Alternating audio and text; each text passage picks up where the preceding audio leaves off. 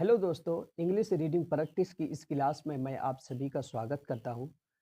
तो दोस्तों, यहाँ हम लोग इम्प्रूव करते हैं अपनी English reading, writing and speaking को थ्रू स्टोरीज। तो आज का हमारा स्टोरी है ग्रेट पीपुल ग्रेट डीड्स, यानी महान लोग और महान कार्य। इससे पहले हम लोगों ने इसका पार्ट 1 किया था, जिसमें हम लोगों ने गुरु नानक के बारे में पढ़ा था। आज हम लोग फिर से इसका पार्ट 2 करने वाले हैं, जो कि काफ़ी इंटरेस्टिंग है। आइए हम इसे स्टार्ट करते हैं और इसका वर्ड बाय वर्ड इंग्लिश से हिंदी में ट्रांसलेशन करते हैं। This incident relates to 18 century France, यानी कि ये घटना जो है किससे संबंधित है? 18वीं शताब्दी के फ्रांस से संबंधित है।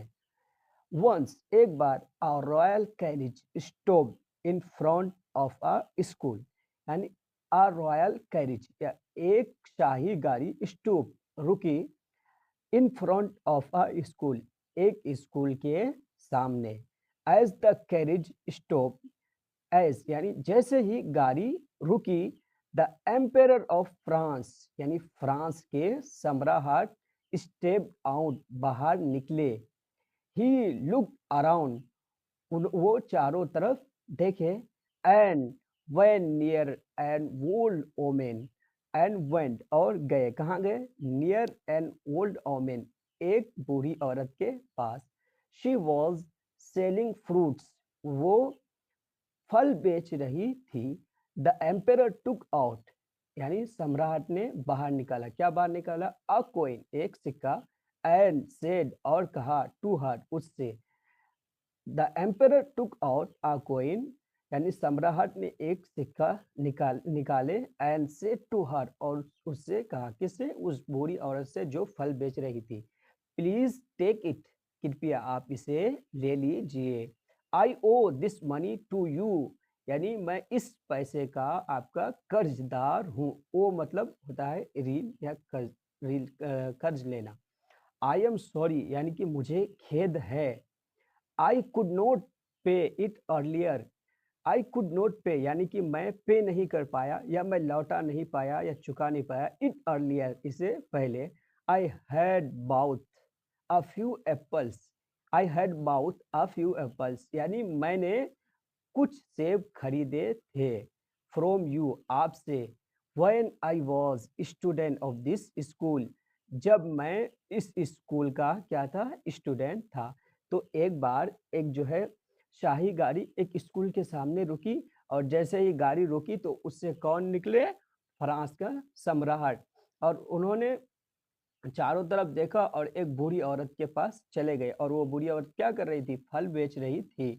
तो फ्रांस के जो सम्राट थे, उन्होंने एक सिक्का निकाला और उस बूढ़ी औरत को कहा कि प्लीज आप इसे ले लीजिए, मैं आपका कर्जदार हूँ और मुझे खेद है कि मैं इसे पहले नहीं चुका पाया।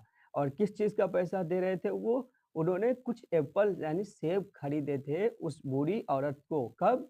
जब वो इस स्कूल के क्या थे? स्टूडेंट थे।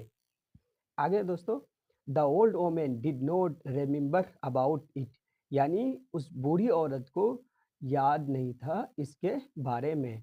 एट फर्स्ट, पहले, she hesitated to accept the money, यानी पहले पहले वो जो है हिचकिचा रही थी, क्या करने के लिए? टू एक्सेप्ट द मनी, उस पैसे को स्वीकार करने के लिए। बट द एम्पेरर इंस्टेड, यानी सम्राट के जिद करने पर। And so the old woman had to accept the money, इसलिए जो है उस बूढ़ी औरत को हैड टू एक्सेप्ट, यानी उसे एक्सेप्ट करना पड़ा, स्वीकार करना पड़ा। द मनी, किस चीज को? पैसे को।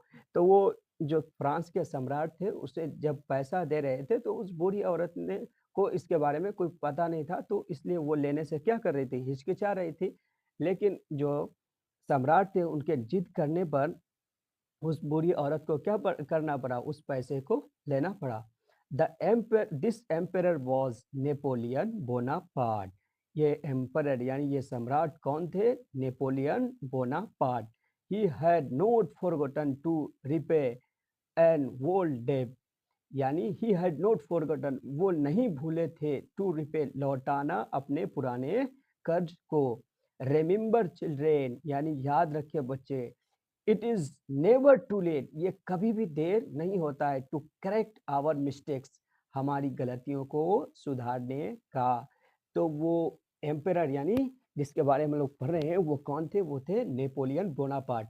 दोस्तों नेपोलियन बोनापार्ट के बारे में आप लोगों ने भी शायद पढ़े होंगे, सुने भी होंगे। ये यूरोप के बहुत ही बड़े सम्राट थे। इन्होंने लगभग सारे यूरोप को जीत लिया था, यानी पूरे यूरोप को अपने कब्जे में कर लिया था। ये बहुत बड़े, बहुत ही महान सम्राट थे। तो कह रहा है, इससे हमें यही सबक देना चाह रहा है कि जो है हमारी गलतियों को सुधारने का देर नहीं हुआ है। जब भी हमसे कोई भी गलती हो जाए तो हमें चाहिए कि हम अपनी गलती को सुधारें। तो दोस्तों कैसा लगा आपको नेपोलियन बोनापार्ट की ये कहानी? कमेंट बॉक्स में ज़रूर बताएँ एंड वीडियो अगर अच्छी लगी हो तो लाइक करना ना भूलें। मिलते हैं फिर से नेक्स्ट वीडियो में, तब तक के लिए bye bye, take care and keep learning and growing.